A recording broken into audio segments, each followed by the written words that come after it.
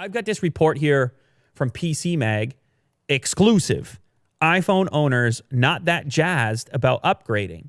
So obviously we've talked a lot about the iPhone launch releases, 11, 11 Pro, and so forth. And it felt to me, just existing in the community and talking to people in public, it felt to me as if people were embracing this new phone a little bit more than the last, because it did represent this whole new design as opposed to the XS, the S version, and so forth, and the camera module and the presentation. I don't know the reports we had on the last episode about the increase in production on the standard model 11, the naming convention, the potential marketing benefits of getting rid of the R version. But it turns out, according to this report, this was a survey of, I believe, 650 current iPhone owners were asked, do you plan on upgrading to any of Apple's new iPhone models? And 82% said no, I don't plan on upgrading. You had 5% that said, yes, I want to upgrade to the Pro Max. I plan on upgrading to the Pro Max.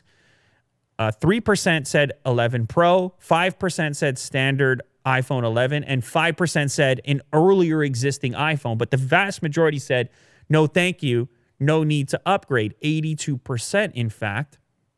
So this falls in line with the presumption, based on data and sentiment in general, that people are holding onto their phones longer. Mm-hmm.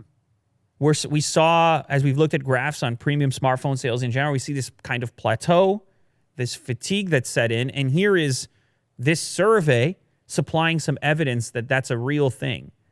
Apple iPhone owners are hanging onto their phones for longer and longer and aren't interested in this year's super expensive upgrades, according to the survey. 650 iPhone owners surveyed, 18% they planned on upgrading this year. 61% said they wouldn't pay more than $599 for a new iPhone. And 69% said they expect to hang on to their next phone, for 2 years or longer. So a lot of people plan on lower expenditure in the first place, and beyond that, to hold on to them for a long period of time. There's potentially two reasons for this. Obviously, the overall greater economic situation and what kind of money people have at their disposal, and then also the perceived benefit of upgrading. Mm-hmm. Whether or not these incremental improvements are enough to convince somebody that upgrading is worthwhile. It's funny because if you scroll down to the next pie chart, the vast majority of would-be upgraders plan on upgrading to an iPhone 8. 43% of respondents will go from their current iPhone to an iPhone 8 because of the price, even though the iPhone 11 isn't that much more than an iPhone 8. So the iPhone 8 currently $449, the iPhone 11 $699.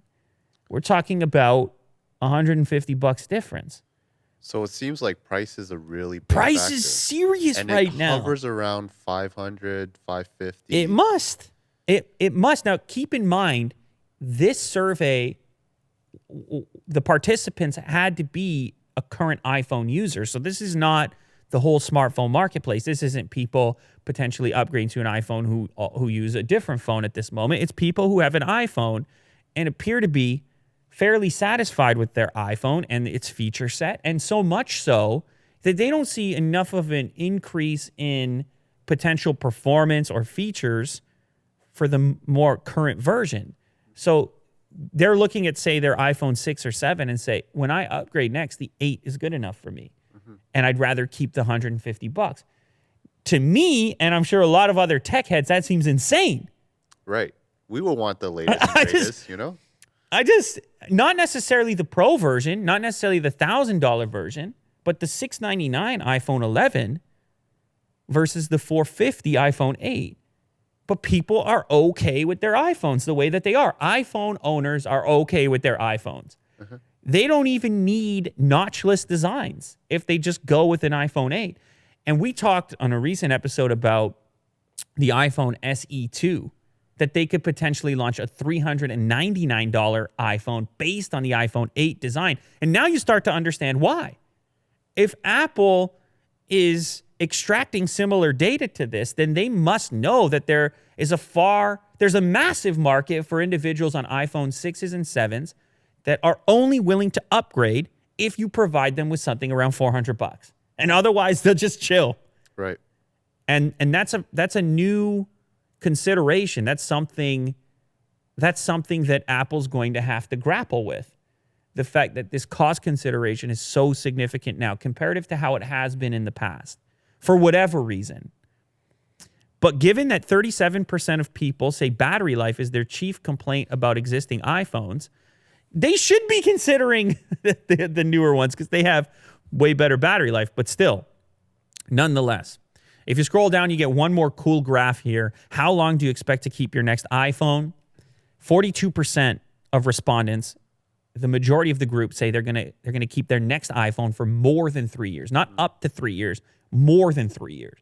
So this whole marketplace is such a different place than it was in the early days of the iPhone, with the carrier contracts and the massive subsidies and the ability to go extend your contract for 2 years and upgrade on that frequency. In the new environment where people are footing the bill for the entire cost of the device, they're backing off a lot. And they're also, presumably, happy with the devices that they're getting, that they can go and then hold on to them. So I'll pose a question to the audience here. All the same questions to you. Do you plan on upgrading your phone anytime soon in the next year? Do you plan on upgrading your phone? Yes or no? If so, how much are you willing to spend on your next phone? And the last part of the question, how long do you expect to hold on to that new phone? I'm curious about it. Maybe it's a lot like these people. Maybe it's not. These are tech enthusiasts after all. But I'm curious.